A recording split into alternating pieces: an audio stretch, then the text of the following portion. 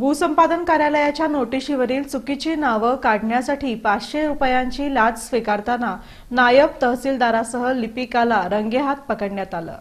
तक्रारदाराच्या नावे असलेल्या जमिनीतील काही जमीन सोलापूर ते गुलबर्गा या महामार्गाच्या विस्तारीकरणासाठी संपादित करण्यात आलेली आहे। या जमिनीचा मोबदला मिळण्यासाठी भूसंपादन कार्यालय क्रमांक 1 यांच्याकडून नोटीस काढण्यात आली होती, परंतु नोटिशीवर चुकीची नावे लावली असल्याने ती नावे कमी करण्याच्या अर्जावर कार्यवाही करण्यासाठी तक्रारदाराकडून यापूर्वी 10,000 रुपये लाच घेण्यात आली होती, तरीही त्यावर काहीही कारवाई झाली नाही। त्यामुळे तक्रारदाराने भूसंपादन कार्यालयात पुन्हा विचारपूस केली असता पुढील कार्यवाही करण्यासाठी पुन्हा 500 रुपये लाचेची मागणी करण्यात आली। याबाबत तक्रारदाराने अँटी करप्शन ब्युरो सोलापूरकडे तक्रार दिली। त्यानुसार भूसंपादन कार्यालय क्रमांक 1 इथं लाचेचा सापळा लावण्यात आला।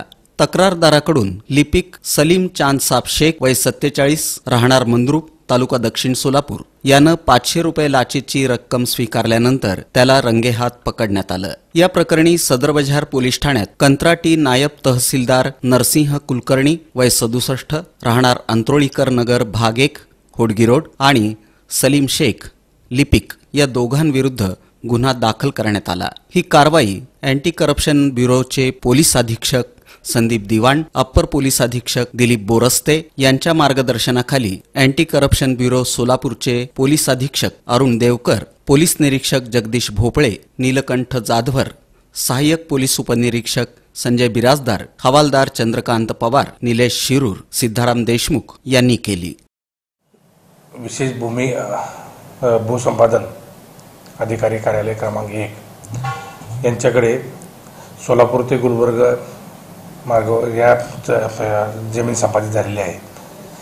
त्यातील तक्रारदार यांच्या आदेशामध्ये इतरांची नावे आलेली होती। ती नावे कमी करून तो दुरुस्ती करण्यासाठी त्यांनी तक्रारदाराकडे लाचेची मागणी केली होती।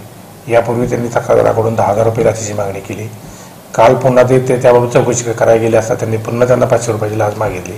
त्यानंतर ते आमच्याकडे आले आणि त्यांनी आमच्याकडे तक्रार दिली।